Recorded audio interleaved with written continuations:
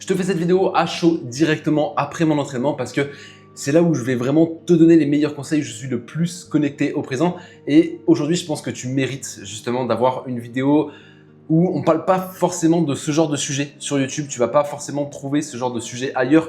Tu as beaucoup de vidéos qui vont te dire voici les méthodes pour progresser dans l'entraînement, voici les méthodes pour aller plus vite en calisthénie. Ils vont te présenter des exercices, ils vont te présenter peut-être un programme générique.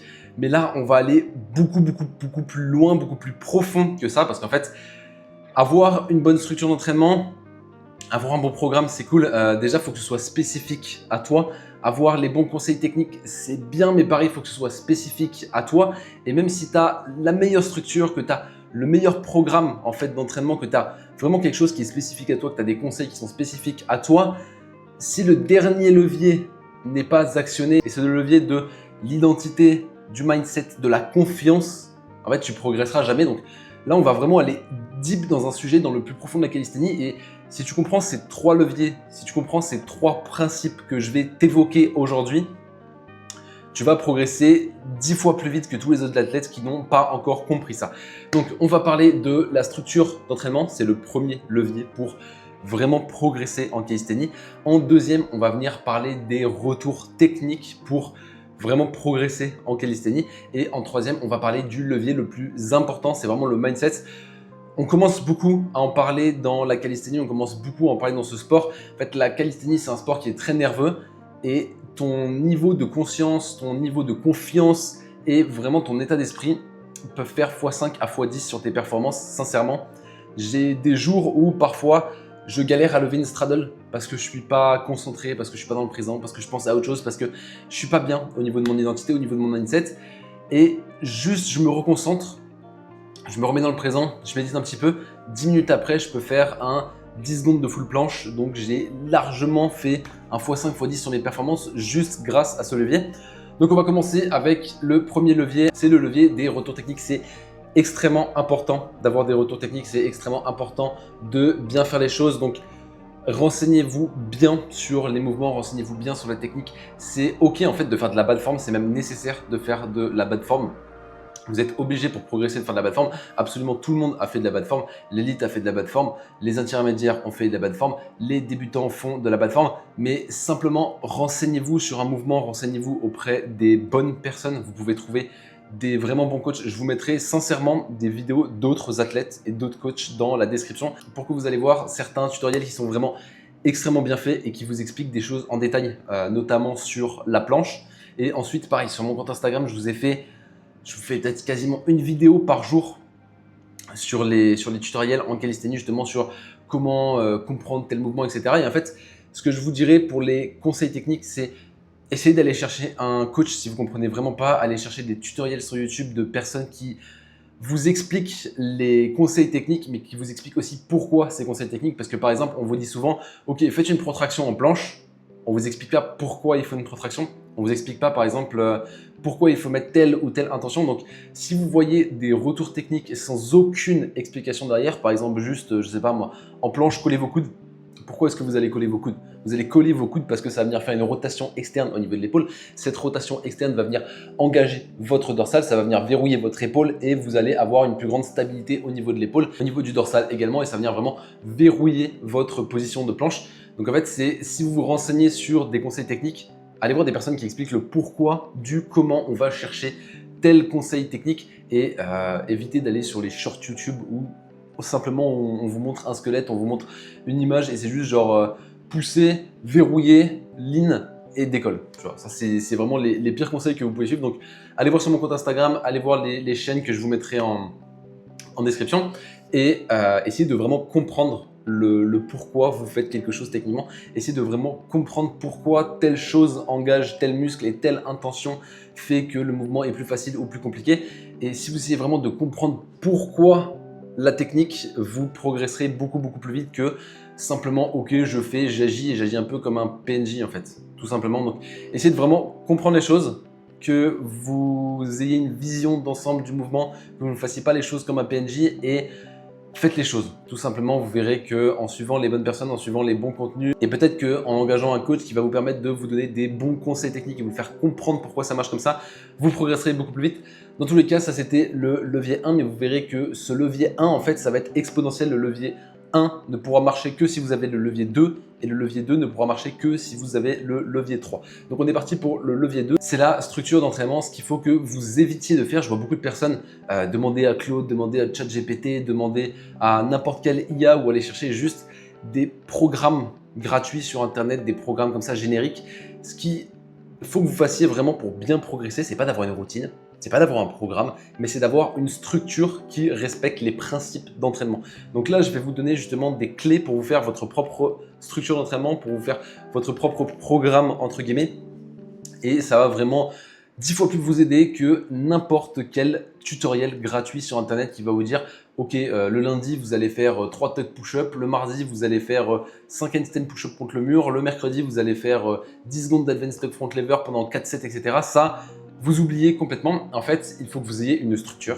Voilà, donc vous avez différents objectifs dans votre structure. Par exemple, votre objectif 1, c'est, je sais pas, 10 secondes to press en straddle planche. Votre objectif 2, c'est 5 pull-up to touch en advanced tuck, front lever, peu importe. En fait, il faut que vous ayez un objectif où vous cherchez à faire plus. Donc, vous cherchez à faire plus en termes de volume ou vous cherchez à faire plus en termes de force. Donc, par exemple, je sais pas, votre record, c'est 3 secondes de straddle planche, vous allez essayer d'aller gratter 5 secondes. Votre objectif, ça va peut-être être 5 secondes. Votre objectif suivant sera 10 secondes, etc.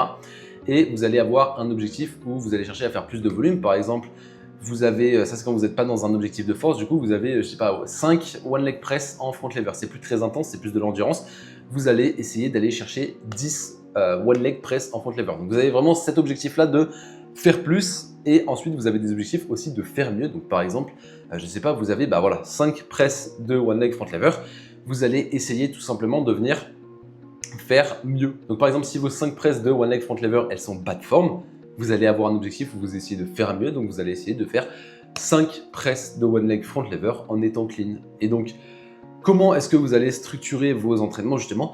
Les jours où vous vous sentez très fort, les jours où vous vous sentez très bien, où vous sentez que vous êtes capable de faire plus, vous allez simplement faire plus. Donc, que ce soit en termes de volume ou en termes de force. Vous vous fixez des objectifs. Par exemple, vous dites, vous prenez une méthode des pause sets. Vous allez essayer de gagner en force. Vous faites votre max hold de straddle planche, 10 secondes de pause, votre max hold de straddle planche, 10 secondes de planche, 10 secondes de pause, votre max hold d'advanced tuck planche. Tout simplement, vous allez faire une méthode de pause set. Vous pouvez faire des méthodes d'accumulation, etc.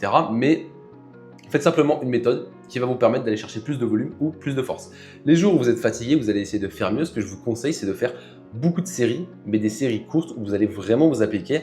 Et comme ça, plus l'entraînement va avancer, plus vous allez faire monter le nerveux. Par exemple, vous essayez de clean vos one leg press, et bien vous allez faire 20 séries de 1 ou 2 one leg press. Vous essayez de clean vos handstand push-up, vous allez faire 20 séries de 1 ou 2 handstand push-up en vous focusant vraiment sur la technique. Et donc, en fait, vous verrez que peut-être que la première handstand push-up, elle sera pas belle, la deuxième, elle sera un peu plus belle, etc., etc. En fait, plus ça va avancer dans l'entraînement, plus vous allez faire des choses qui sont belles et vous n'allez pas aller à l'échec à chaque set. Comme ça, vous allez pouvoir justement pas trop vous fatiguer et faire augmenter votre nerveux et avoir un meilleur rendement de force, une meilleure technique tout simplement. Et après, les jours où vous êtes vraiment très fatigué, vous pouvez même pas, par exemple, faire quelques handstand push-up. Soit vous vous reposez complètement, soit vous allez travailler autre chose. Par exemple, le one arm handstand, vous allez faire des combos handstand, vous allez faire différentes variantes de handstand, mais quelque chose qui vous demande peu de force, en fait, qui est vraiment très peu intense, qui a 30-50% d'intensité. Sur vos jours où vous êtes en faire mieux, vous êtes à 50-70% d'intensité. Et sur les jours où vous êtes à faire plus, là, vous allez essayer d'aller taper 90, 100, 110% d'intensité. Donc, si je résume, vous avez plusieurs objectifs. Le premier objectif dans votre structure, ça va être de faire plus, que ce soit en termes de force ou en termes de volume. Ça dépend où vous êtes en ce moment dans votre entraînement. Si vous essayez de maîtriser une figure, par exemple, vous avez déjà 8 secondes de one leg, vous allez essayer de faire plus en termes de volume pour vraiment maîtriser le one leg. Si vous êtes sur votre début de full front lever et que vous avez 2 secondes, vous allez faire plus en termes de force. C'est tout. Vous allez alterner force, volume, etc. Vous pouvez même venir mixer les deux. Ensuite, vous allez venir faire mieux. Donc faire mieux, c'est quoi? C'est quand vous vous sentez un petit peu moins bien, que vous sentez que vous ne pouvez pas faire plus. Vous allez faire 15 à 20 séries de quelque chose court, mais moyennement intense. Donc c'est-à-dire que si vous avez 2 secondes de front, vous n'allez pas faire 20 séries de 2 secondes de front, ça va être trop intense. Vous allez simplement faire 20 séries de quelques secondes de one leg front lever ou quelques presses, en fait, comme on a vu tout à l'heure, corrélées à votre objectif. Et ensuite, vous allez avoir votre troisième objectif, ça c'est quand vous êtes fatigué, vous faites du repos actif, vous faites de l'équilibre, vous faites ce genre de choses, simplement quelque chose de léger où vous pouvez vous reposer, tout simplement. Et ensuite, le troisième levier, le plus important, parce qu'en fait, vous avez beau avoir la meilleure structure d'entraînement du monde, vous avez beau avoir les meilleurs conseils du monde technique, exactement pile ce qu'il vous faut à l'instant T, si vous n'avez pas la confiance, si vous n'avez pas le mindset, si vous n'avez pas l'identité, vous ne pourrez jamais progresser. Et en fait, c'est pour ça que la plupart des gens prennent un coach, vous ne le savez pas forcément encore, vous pensez que vous avez besoin de la méthode miracle, que vous avez besoin du conseil miracle, que vous avez vraiment besoin de la chose, de l'élément, de l'exercice, du feedback technique miracle qui vous manque.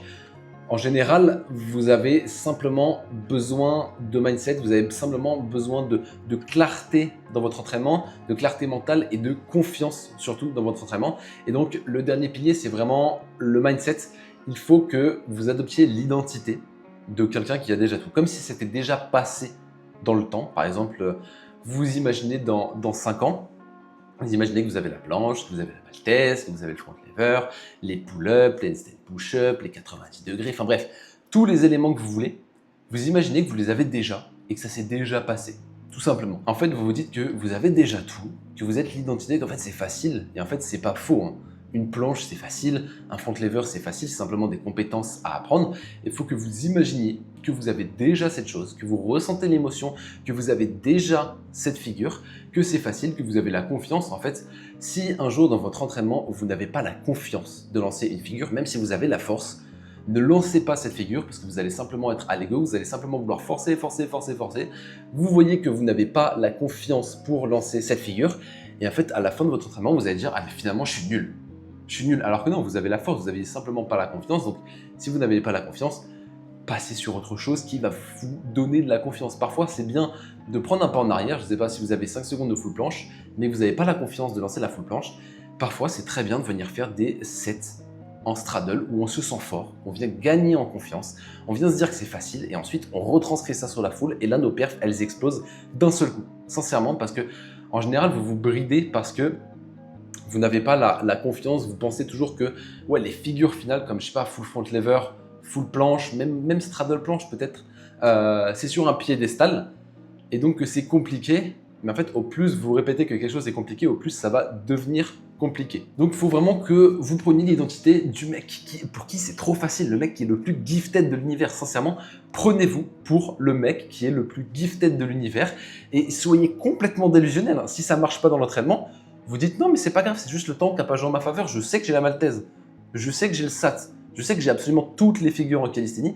Vous êtes complètement délusionnel, complètement fou en fait tout simplement.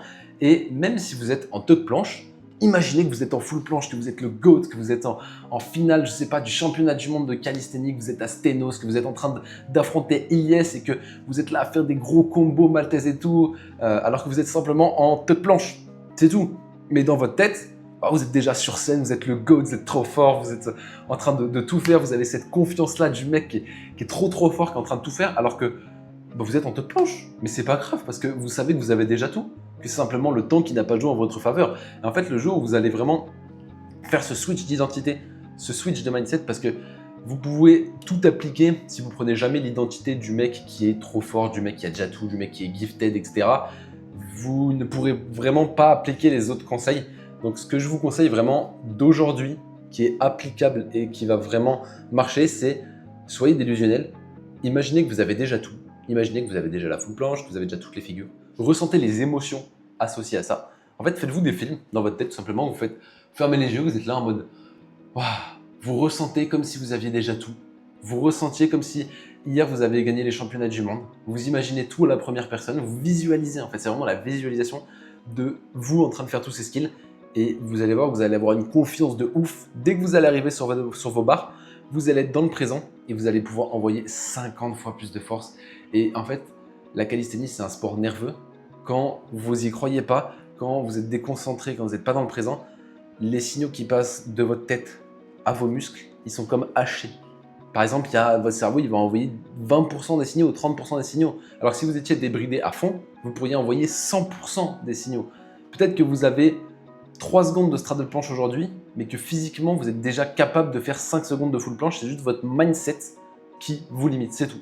Donc voilà, j'espère que cette vidéo a pu vous apporter quelque chose. Je suis sûr qu'elle vous a apporté quelque chose, que vous soyez débutant, intermédiaire ou même confirmé.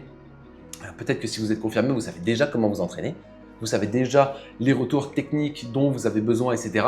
Mais le point le plus important, je vous dis, c'est vraiment le mindset.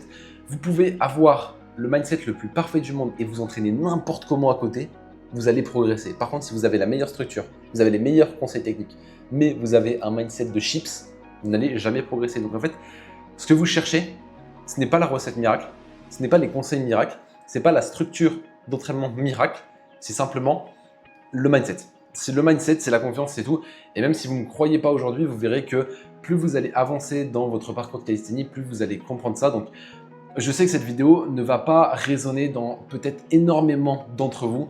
Peut-être que beaucoup de personnes vont se dire « ouais, j'en ai pas besoin ». Et d'accord, si c'est ce que vous pensez, il n'y a pas de souci.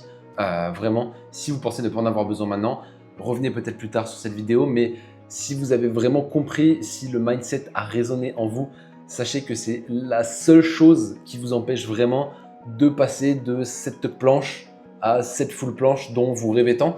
Et si vous pensez justement que c'est vraiment votre mindset qui vous limite, j'ai mis un lien pour réserver un appel avec moi en description. Vous pouvez simplement cliquer sur le lien, réserver votre appel, on en parlera, ce sera beaucoup plus simple et on pourra débloquer votre progression ensemble tout simplement. Donc voilà, réserve un appel si tu sens que tu en as le besoin, si tu es convaincu que c'est juste le mindset et moi je suis convaincu que c'est juste le mindset et que tu prends cet appel, tu vas littéralement exploser ton niveau en calisthénie tout simplement. Et si tu penses ne pas en avoir besoin, c'est ok, c'est pas de souci, c'est ton choix.